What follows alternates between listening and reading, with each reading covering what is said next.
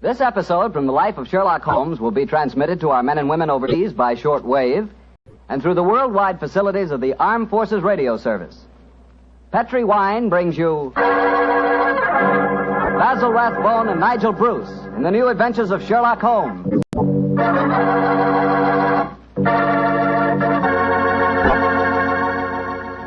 The Petri family, the family that took time to bring you good wine, invite you to listen to Dr. Watson tell us another exciting adventure he shared with his old friend, that master detective, Sherlock Holmes. And as for me, well, I'd like to tell you that a time like right now is the perfect time for a glass of Petri California port. After you've had a good dinner, boy, Petri port is a real topper. That rich, deep red Petri port is really an extraordinary wine. Even its color's different. And as for its flavor, well, it'll take a better man than me to describe that. Petri port is a hearty wine, sure. And every other quality that you look for in a good port, you'll find in Petri port, and then some. Try Petri port by itself, or serve it with fruit, with nuts, or with cake. But share it with your friends, will you? Because you can serve it proudly. After all, it is a Petri wine, and that name Petri is the proudest name in the history of American wines.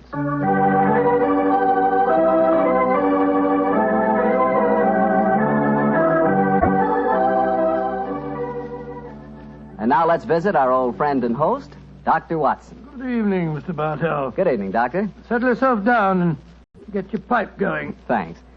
Doctor, last week you told us that tonight's story took place in the Casbah at Algiers. Yes, the Casbah.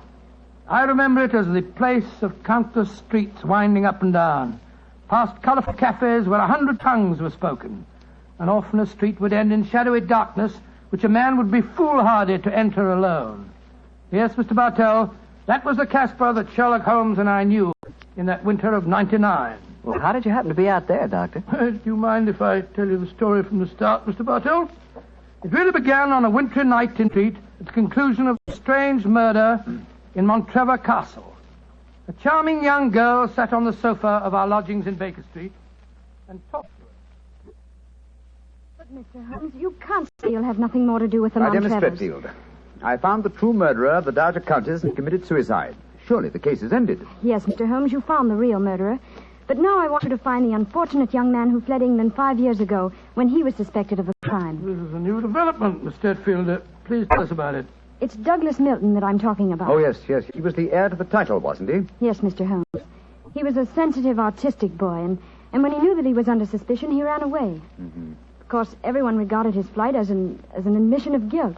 That is, until you found the real culprit, Mr. Holmes. I imagine, Miss Stretfield, that your interest in the missing boy is not entirely, shall we say, altruistic? I'm in love with him, Dr. Watson. Oh. We were engaged to be married when he ran away. Mr. Holmes, you've got to find him.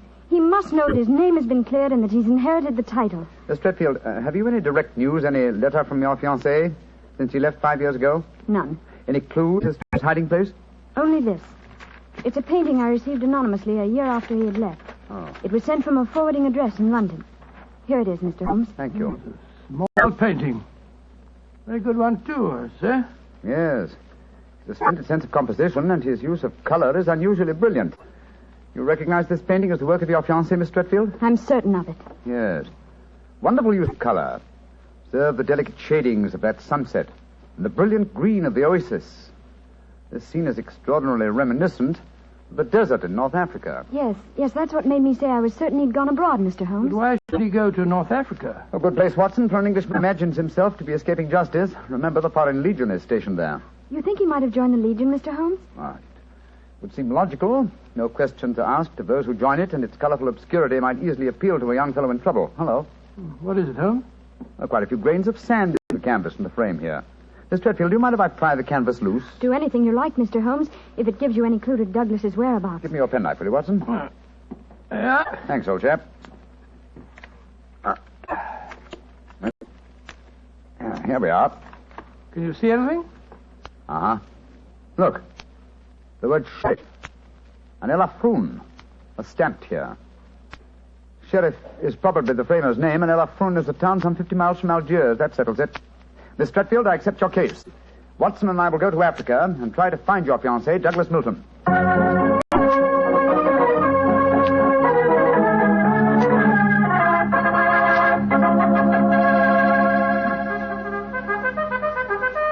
Monsieur Sherlock Holmes and Dr. Watson. I have heard of you so often, but I never thought I should see you here at the headquarters of the Foreign Legion. What can I do for you, gentlemen? Well, Colonel Brisson, I'm trying to trace an Englishman who has been missing during the past 4 years.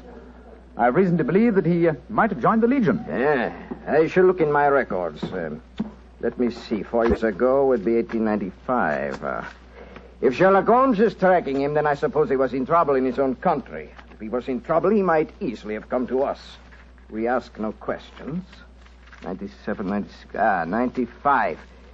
In that year, 3 young Englishmen joined us. One of them died of dysentery 2 years ago in Sidi Raji. One of them deserted 18 months ago, and we have been unable to trace him. The third is my adjutant, who brought you into my office just now. And he is, I would say, about 3 inches shorter than Douglas Milton. And men do not shrink the Foreign Legion, eh, Colonel? They do not, Monsieur Holmes. And the fellow who deserted must be our man. Unless it's the one who died of dysentery. Colonel de Brisson, how would you advise us to set about trying to find a deserter? Monsieur Holmes, there's only one place in Algeria where a man can hide from the Foreign Legion and remain hidden. Oh, and what's that place? The Casbah in Algiers. Then that's our destination, Watson. Be very careful, please, gentlemen. The Casbah is a place where the law is exiled. The police have no jurisdiction there. The only rule is that of strength, violence, and trickery. We shall be very cautious, I assure you. Goodbye, Colonel de Brisson, and thank you for your help.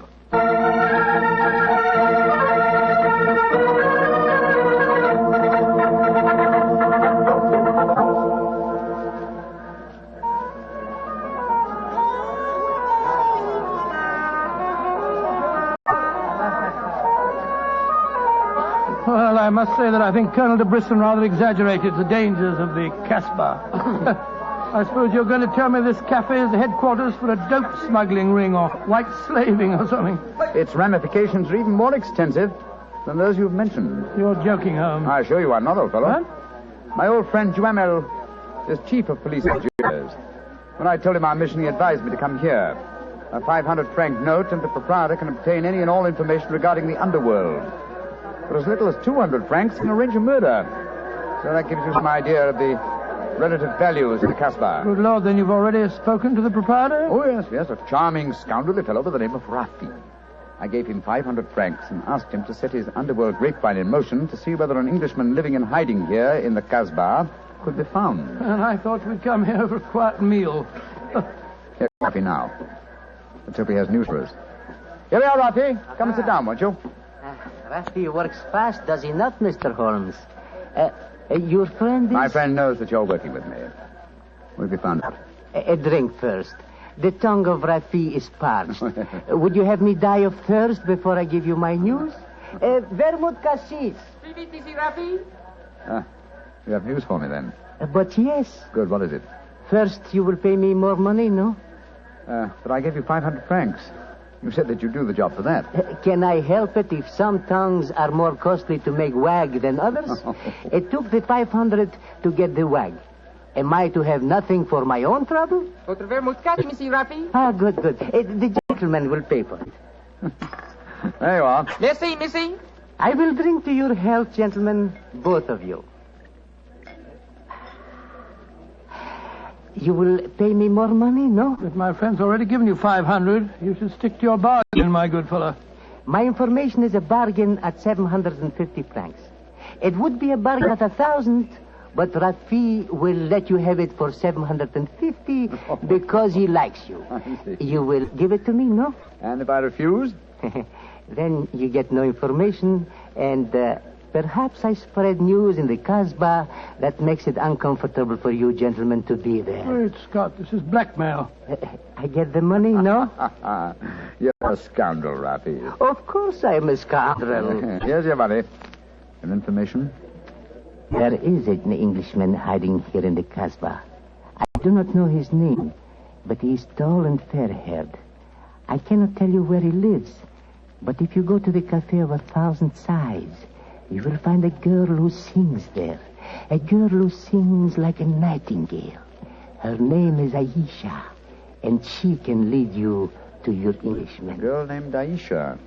In the Cafe of 1,000 Sighs. That is right. I would suggest that you go there in disguise. 2 well-dressed Englishmen might find themselves in trouble. For a small fee, say 200 francs, I will escort you there myself. Thank you, yes. I think we can manage by ourselves, Rafi. Oh, if your business is concluded quickly and time weighs heavy on your hands, Rafi can take you to some places of rare interest. Dancing girls that wither one's eyeballs with their beauty. For 500 francs, gentlemen... Thank you, Rafi, thank you. I have a feeling the time will not weigh heavily on our hands. Good night. You work too hard, gentlemen. You should learn how to play. Good night. On my soul, I think that fellow's the biggest blackguard I ever met. I quite agree, old chap, but he is amusing. By the way, Holmes, don't you think that when this case is finished, we might have a time on our hands? Oh, Watson, you're incorrigible. But I think... Watson. What is it? Look at the man sitting over in the corner by himself. By Joe, yes, his face seems familiar. We've seen him before somewhere. Of course we have. His name is Oliver Leeming. We met him at the inquest on the Mantrella case. So we did. Now, what on earth do you suppose he's doing here in the Casbah? Not on a holiday, I'm sure. Mr. Oliver Leeming, if you recall, is a cousin of Douglas Milton's, the man we're searching for. If Milton were ever declared legally dead, Mr. Leeming over there would inherit the title. It looks to me as if we're not the only people in the Casbah who are searching for the missing heir. That's true, old fellow. Come on, let's go and talk to the gentleman.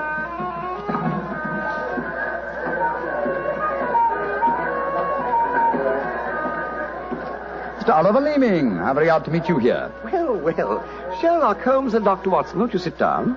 Thank you. Well, it's a small place, isn't it? Or has somebody said that before? I wondered if you'd spot me over here in the corner. Oh, you saw us then. Of course. But you seem to be in such deep conversation with that scoundrel Rafi. I didn't like to disturb you. Very considerate of you, I'm sure. Why are you here, Mr. Leeming? Oh, I'm making a business trip. This is my day off. As I recall it, you're in the publishing business. Correct. What a memory you have. It seems peculiar that you should be on a business trip here. Are you planning on opening a publishing house in Algiers, or are you searching the Casbah for new authors? Why not? I'm a great believer in encouraging new talent. Mr. Leeming, why don't you admit that you're here for the express purpose of trying to find your cousin, Douglas Milton? Mr. Holmes, you've discovered my secret. The great Sherlock Holmes and his watchdog have their eagle eyes on me. They know that I succeed to the title if Douglas Milton dies. Yes, Mr. Leeming, we know that fact. And you have fathomed my plan to find Douglas before me and kill him so that I may inherit the title. How lucky I am to meet you in the Casbah, where you cannot arrest me. Well, it's a race against time, gentlemen, but I have a head start, as you will soon find out. Goodbye, and the best of luck to you. Extraordinary fellow. He's joking, of course. I believe not, Watson. I think he labors under the whimsical belief that the best method of discounting the truth is to state it as boldly so that it will not be believed. Great Scott, then we must work fast. Yes, old chap, we must. I'm sure that we're entrants in a race against death. We must get back to the hotel and into our disguises as quickly as possible. After that, we shall visit a young lady named Aisha in the Cafe of 1,000 Sighs. And I'm certain, Watson, that it will be the first time two men have ever entered the Casbah for the express purpose of preventing a murder.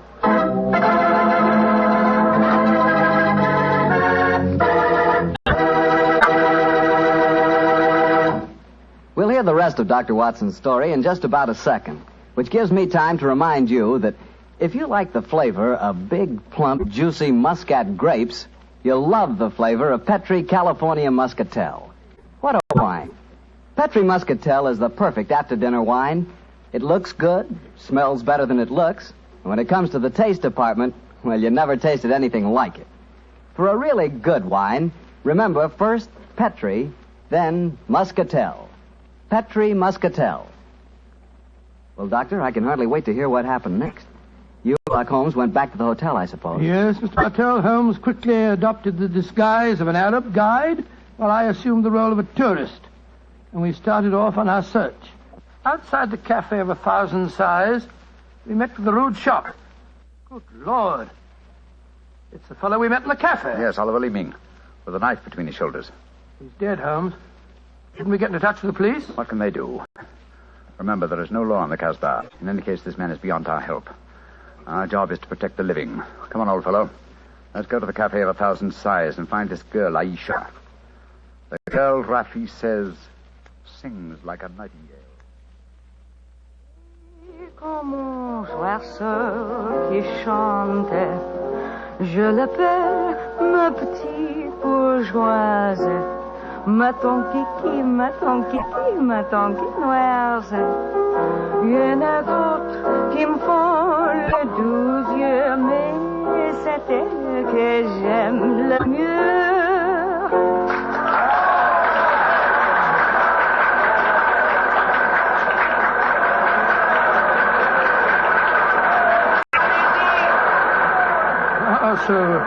So that's the girl, Aisha. She's very beautiful. Don't forget our role of tourist and guide, old chap. Master, would wish to meet this Aisha? Very much indeed. I will see if it can be arranged, Master. Wait here for me, Watson. I'll see what I can do. Right you are, Holmes. Be careful now.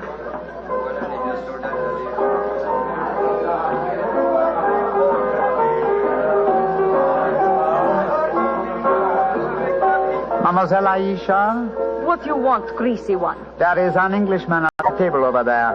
He wishes to talk to Aisha. Which one is he? The man who sits at the table in the corner. He is very rich, Aisha, and he admires you a great deal. He told me to give you this 500-franc note. So? Very well. You may bring him to my rooms. The door is at top of the way, to the right. Good, Aisha. I fetch him. I shall be waiting.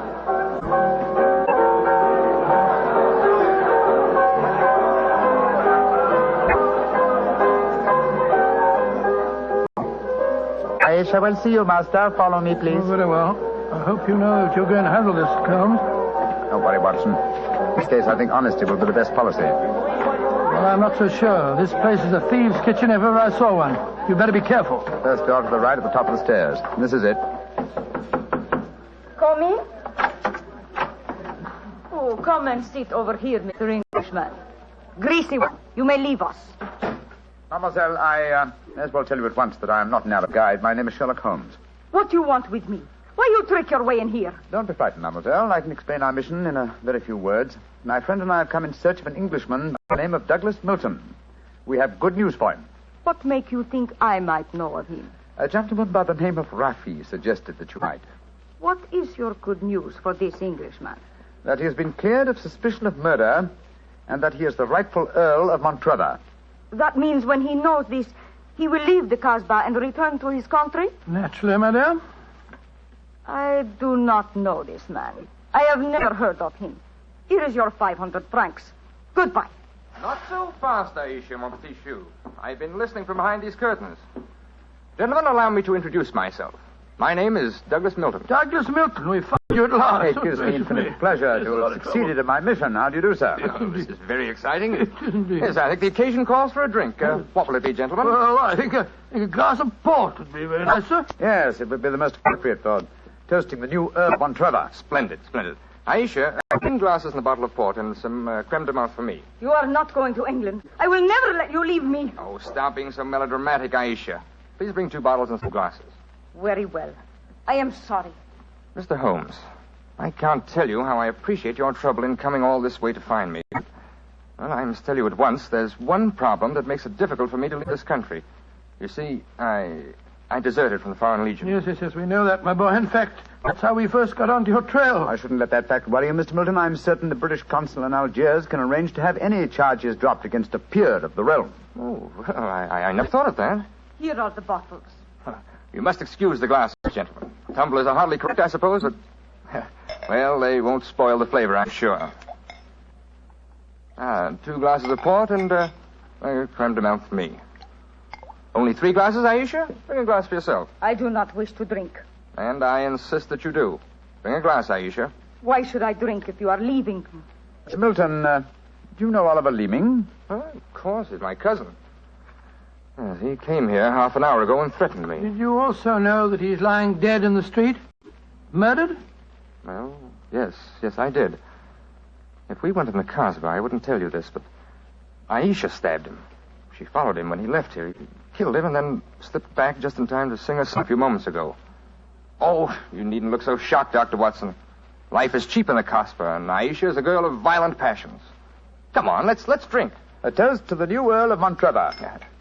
Oh, excuse me, sir. You took the wrong glass. You were drinking my port. Oh, silly mistake. I can't bear port. Very English of me, I'm afraid, but, well, After all these years, I don't feel particularly English. In fact, I'll probably find it very hard to adjust myself to the old life when I go back. Or perhaps I should say, if I go back. Since you feel that way about it, Mr. Milton, why go? You can claim the title and the revenues of the estate without leaving Algeria. You could stay here and live on the income. I didn't realize that would be possible. You sure I could do that? Oh, yes, I'm quite certain of it.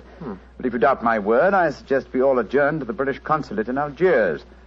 They can put you straight on the matter. That's a good idea. Let's go over there at once. Now I've been listening to you, my friend. You're planning to leave me. Once you go from the castle, I'll never see you again. Put down that knife, Aisha. I will not let you go. You belong to me. If you try to leave me now, I will kill you. Put down that knife, Aisha. You've done enough damage for one night. Put it down, you fool. Put it down. Let me go. Let me go.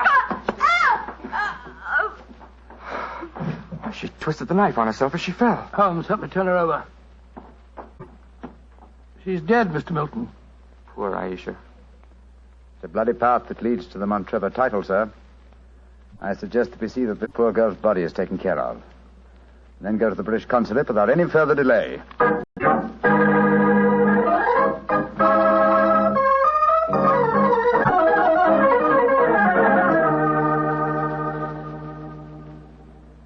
Now that we're at the consulate, Mr. Milton, I suggest that you swear on oath that you are Douglas Milton, heir to the Montrevor estate. This gentleman is a commissioner of oaths. Then we can go in and see the consul. Very well. Now, raise your right hand, please, and repeat after me. I hereby solemnly swear that I am Douglas Milton, the missing heir to the Montrevor estate. I hereby swear that I am Douglas Milton, missing heir to the Montrevor estate. Thank you, sir. And now, if you'll sign the statement here, these gentlemen can witness it. There you are. Thank you, sir. And now, if you gentlemen will sign. Yes, certainly. Thank you, gentlemen. The document is now legal. Splendid. Now, let's go over and see the consul. Not yet, my friend. Watson, this man is not Douglas Milton. What the devil are you talking about? There is no law on the Casbah, sir, so you cannot be punished for the 2 murders you committed there. But now that your avarice has tempted you here to Algiers, where you've been foolish enough to sign a false statement, I think we can at least settle you very nicely for desertion, false impersonation, forgery, and perjury. Holmes, what do you mean? The story should be obvious, fellow. Oliver Leeming did track down the deserter. Recognition was uncertain after so many years, but at least it gave this gentleman the idea of impersonating the real Douglas Milton, a friend of his. You have a lively imagination, Mr. Holmes. The real Douglas Milton died of dysentery 2 years ago in Sidi El Raj. As soon as the idea of impersonating Milton was born, Leeming had to die. Your theories are very interesting, but you haven't a shred of proof. I say that I'm Douglas Milton. How are you going to prove otherwise? Very simply, my dear sir. Douglas Milton was a painter. A painter who excelled in the use of vivid colors. You, sir, suffer from the quite common malady of red-green color blindness. Less than an hour ago, you mistook a glass of port, which is red, for a glass of creme de menthe, which is green.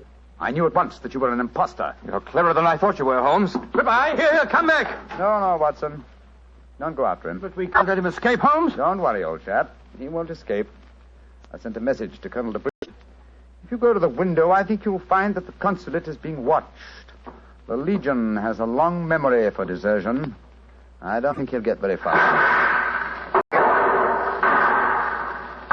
They got him, Holmes.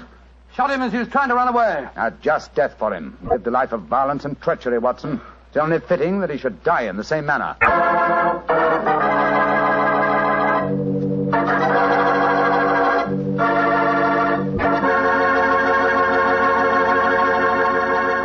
Doctor, that was a swell story, but you know something? I wish you hadn't disillusioned me about the Casbah. Disillusioned you? What do you mean? Well, before I heard your story, whenever somebody mentioned the Casbah, I'd always visualize a very glamorous, romantic sort of place full of beautiful women.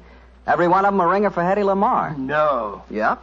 And I could just see myself, handsome, dashing, going up to one of those beautiful girls and whispering in my fine French accent, "Darling, you are sensational. You are lovely, gorgeous. Tell me. Have you ever tried Petri wine? It's wonderful." Well, you must admit, Doctor, that is the truth. It is wonderful wine. It certainly ought to be. You're incorrigible. After all, winemaking has been the business of the Petri family ever since way back in the 1800s. For generations, the Petrie family has handed down from father to son, the fine art of turning luscious, sun-ripened grapes into fragrant, delicious wine. And don't forget, because the making of Petrie wine is a family affair, the letters P-E-T-R-I on a bottle of wine are the personal assurance of the Petrie family that every drop of wine in that bottle is good wine. So no matter what type wine you prefer, for any occasion, remember you can't go wrong with a Petrie wine because Petrie took time to bring you good wine. Well, Doctor, now I suppose you're ready to tell us about next week. Yes, and as soon as I have, I want you to meet a friend of mine. Friend? Yes, but first, Mr. Bartell, next week I'm going to tell you an adventure in which for once Holmes came off second best. An exciting story of high society and romance. I call it A Scandal in Bohemia. Boy, that sounds swell. And now what about your friend? Well, he's waiting at the microphone in San Francisco. He's Dr. Langley Porter, and he wants to tell us about something very important. Dr. Langley Porter. Thank you, Dr. Watson. Radio listeners, tonight in Italy there are thousands, many thousands, dying of cold and hunger. Babies, children, expectant mothers, old folks, dying for want of clothes, want of food. This organization, American Relief for Italy, appeals to you to search your homes for anything that can be made useful for starving, freezing men, women, children. Clothing, layettes for babies, diapers, shoes, food, surgical supplies, but above all, clothes, clean clothes, fit to wear. Take them to the nearest fire station. That your gifts will reach the Italians who need them, you may be sure. Americans of this organization will distribute the packages in Italy through the Italian Red Cross, the Catholic Relief Organization, the League of Italian Women, the Confederation of Italian Labor, and the Italian government. In California, rationing has gone. Christmas comes. There, in Italy, death is on the prowl. Radio listeners, lives can be saved. It's up to you. Thank you, Dr. Langley Porter. I know that our friends listening in will do all that they can to help the organization, American Relief for Italy. Tonight's Sherlock Holmes adventure is written by Dennis Green and Anthony Boucher and was suggested by an incident in the Sir Arthur Conan Doyle story, The Crooked Man. Music is by Dean Fossler. Mr. Rathbone appears through the courtesy of Metro-Goldwyn-Mayer and Mr. Bruce through the courtesy of Universal Pictures, where they are now starring in the Sherlock Holmes series. This is the Mutual Broadcasting System.